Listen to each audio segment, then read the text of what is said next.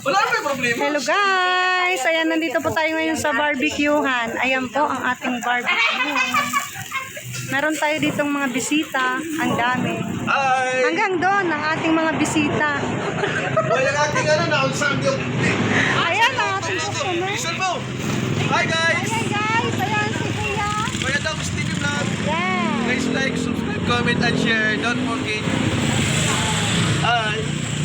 Barbecue. Ayan po ang ating barbecue. Sige, pay-pay tayo. Pay-pay guys. Hindi ba naluto yan? Ay para maluto to guys. Ako na bye-bye! Ayan. Baka masunog guys, pay-pay. Baka masunog na sa kapapapay-pay. Hindi ko nadala kasi aking selfie stick. Dito. May bumili ka ng selfie stick para ilagay mo lang dyan, no? Oh. Apo.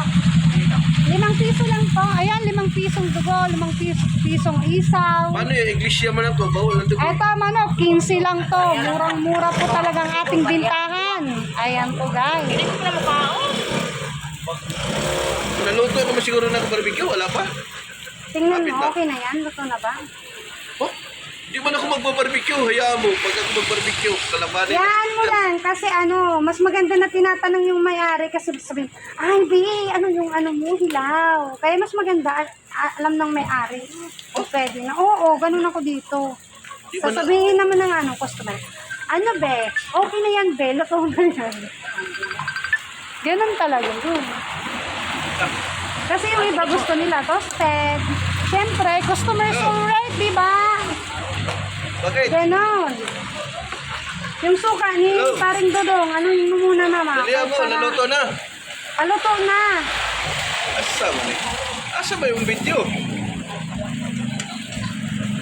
Pwede ko mag-barbecue. Yan guys, ang ating mga soki. Ayaw ni Kuya tumingin, nahiya daw siya. Nahiya siya. Ayan guys. Thank you for watching.